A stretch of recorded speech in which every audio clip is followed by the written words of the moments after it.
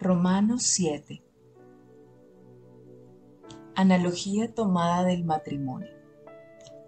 ¿Acaso ignoráis, hermanos, pues hablo con los que conocen la ley, que la ley se enseñorea del hombre entre tanto que éste vive?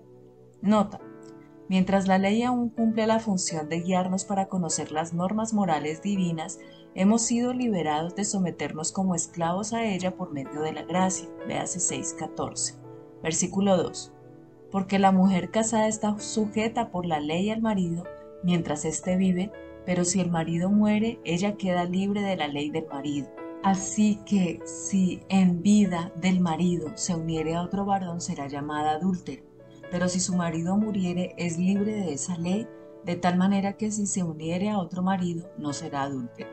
Nota: Pablo ilustra nuestra libertad de la esclavitud de la ley con la analogía del matrimonio al demostrar que la muerte de uno de los esposos libera al otro de sus obligaciones. El tema que aquí se discute no es el divorcio ni el nuevo matrimonio, sino las relaciones del cristiano con el sistema de la llamada ley. Pablo habla en términos generales sin detenerse en los detalles, y sus afirmaciones no deben ser utilizadas para descalificar las causas del divorcio y nuevo matrimonio mencionados en Mateo 19:9 y 1 Corintios 7:15, donde sí se tratan específicamente estos asuntos. Versículo 4. Así también vosotros, hermanos míos, habéis muerto a la ley mediante el cuerpo de Cristo, para que seáis de otro, del que resucitó de los muertos, a fin de que llevemos fruto para Dios. Nota: así también vosotros habéis muerto a la ley. La analogía no es perfecta porque aquí morimos nosotros, no la ley, pero la idea está clara. Como ha ocurrido una muerte, las viejas obligaciones y poderes se han roto y ya no estamos sometidos al sistema que nos obliga a obedecer utilizando nuestras propias fuerzas. Estamos muertos a ese sistema de la ley. Versículo 5. Porque mientras estábamos en la carne, las pasiones pecaminosas que eran por la ley obraban en nuestros miembros, llevando fruto para muerte. Nota: en el estado anterior a nuestra conversión, las pasiones pecaminosas que tenían su origen en la carne nos conducían a la muerte. Como cristianos experimentamos conflictos similares con los pecados de la carne, pero estos no deben prevalecer. La diferencia proviene de la presencia del Espíritu, que somete las pasiones al dominio del reino de Cristo que mora en nosotros. Versículo 6. Pero ahora estamos libres de la ley, por haber muerto para aquella en que estábamos sujetos, de modo que sirvamos bajo el régimen nuevo del Espíritu y no bajo el régimen viejo de la letra. Nota: la libertad de la ley no implica licencia para pecar, sino servicio a Dios. Bajo el régimen del nuevo pacto, el Espíritu Santo da el poder para obedecer a Dios, un poder que la ley por sí misma nunca pudo conceder. Riqueza literaria. Espíritu. Compare neumonía, neumatología, neumático, respiración, brisa, una corriente de aire, viento, espíritu. Es aquella parte de una persona que puede responder a Dios. El Espíritu Santo es la tercera persona de la Trinidad, quien nos atrae hacia Cristo, nos convence de pecado, nos habilita para aceptarlo como nuestro Salvador personal, nos asegura de nuestra salvación, nos capacita para vivir la vida victoriosa, para entender la Biblia, para orar de acuerdo con la voluntad de Dios y para hablarles de Cristo a otros. El pecado que mora en mí, versículo 7.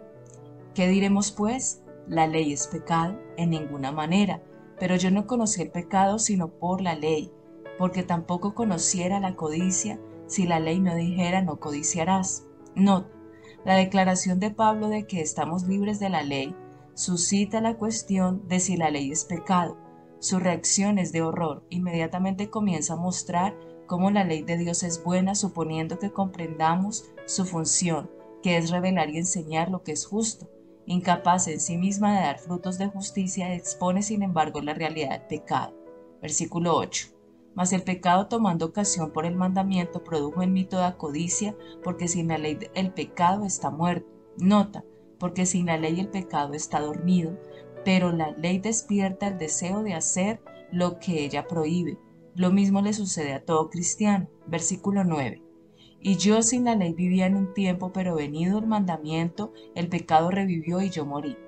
Y hallé que el mismo mandamiento que era para vida, a mí me resultó para muerte. Nota: Cometer un pecado violando la ley lo hace a uno consciente de su muerte espiritual. Versículo 11. Porque el pecado tomando ocasión por el mandamiento me engañó y por él me mató. De manera que la ley a la verdad es santa y el mandamiento santo, justo y bueno.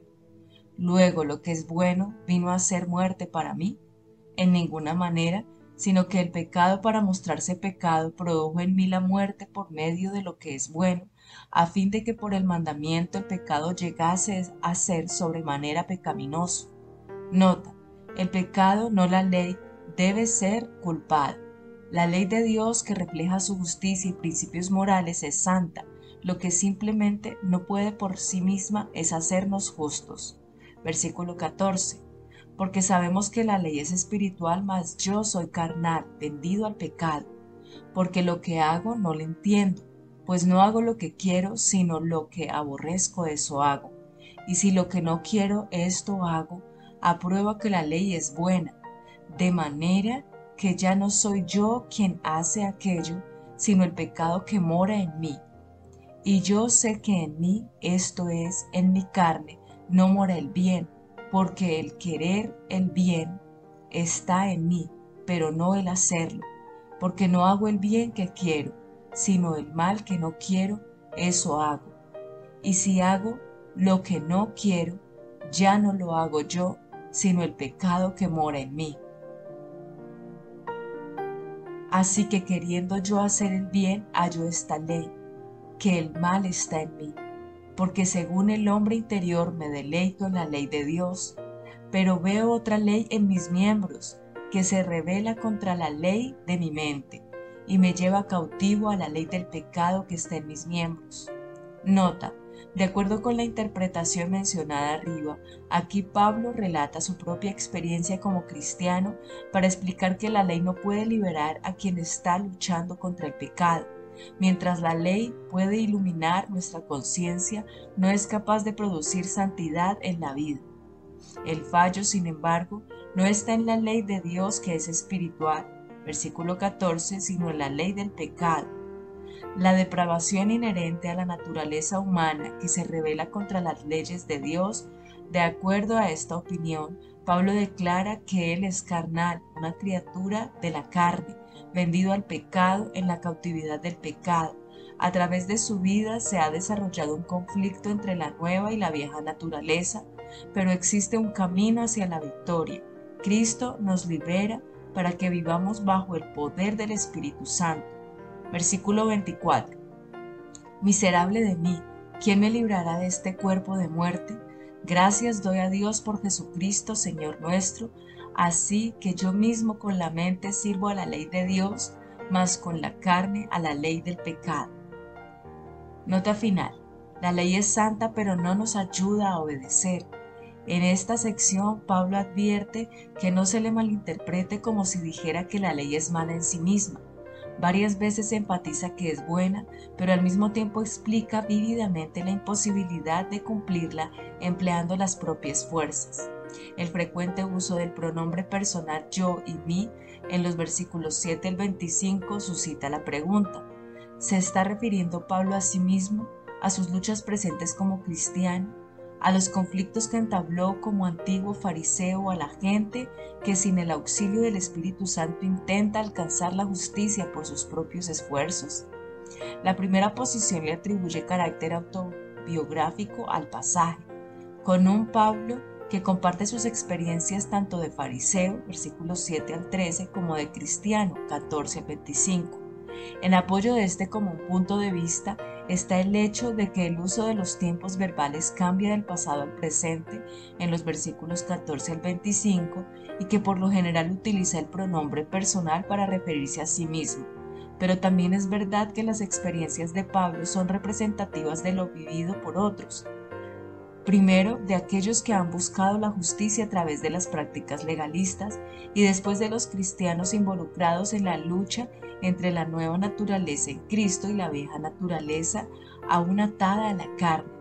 Como Pablo usa el yo en un sentido genérico e hipotético en 3:7 y 1 Corintios 13 del 1 al 3, Algunos han argumentado que este pasaje no es autobiográfico debido a que Pablo es un enérgico defensor de la vida victoriosa en Cristo en todos sus escritos. Sin embargo, todos los intérpretes están de acuerdo en que a lo largo de la vida cristiana se mantiene una continua lucha contra el pecado.